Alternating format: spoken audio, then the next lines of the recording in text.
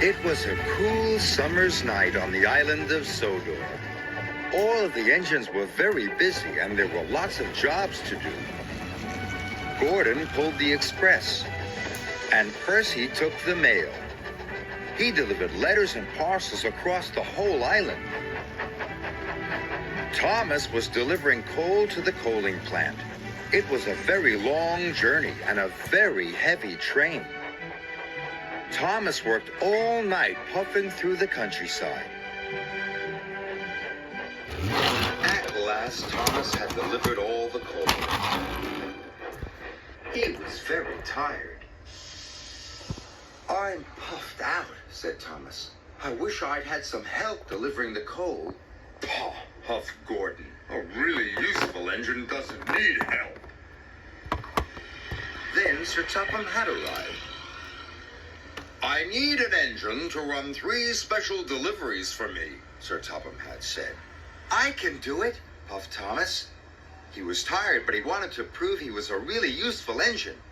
"Very well, Thomas. You must take some chickens to the market, sheep to the farm, and the children to school." "That's a very big job for a small engine," chuffed Gordon. "You're bound to need some help." This made Thomas cross. "Tank engines don't need help," snapped Thomas. "We're really useful." And he puffed away. "Chickens to market, sheep to the farm, and children to school," Thomas puffed. First, Thomas collected the chickens.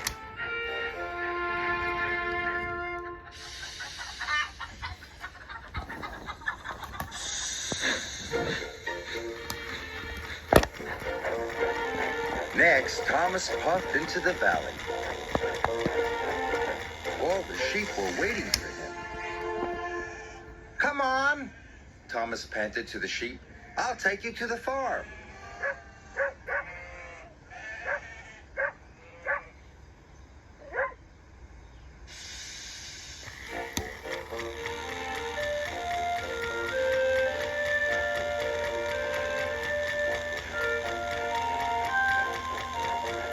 Finally, Thomas trundled into the station.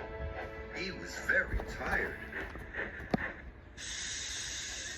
The children's smiling faces made him feel happy, but his axles were aching. The children were all on board and Thomas puffed away. Thomas puffed up Gordon's hill and through Henry's tunnel. It was a very long way. His pistons were pounding and his axles were aching, but Thomas kept puffing. "Chickens to market, sheep to the farm, children to school," Thomas panted. Thomas was getting more and more tired. He started to get confused. "Sheep to market, children to the farm, chickens to school," yawned Thomas. When Thomas arrived at the market, he was very confused indeed. "Please unload the sheep," said Thomas. He should have said chickens, but now the sheep were unloaded. Then Emily arrived. Emily could see that Thomas was tired. "Would you like some help?" asked Emily. "No, thank you," puffed Thomas. "Tank engines don't need help." But Thomas did need help. He was worn out. At last the sheep were unloaded. Thomas puffed away. "Sheep to market, children to the farm, and chickens to school," yawned Thomas sleepily. When Thomas got to the farm, he told the children that it was their stop. So all the children got off at Farmer McColl's. Thomas was terribly tired.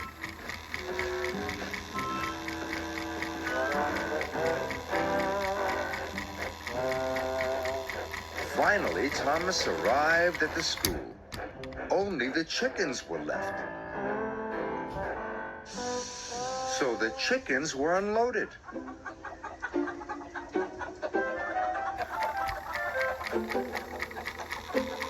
And Thomas puffed back to the shed.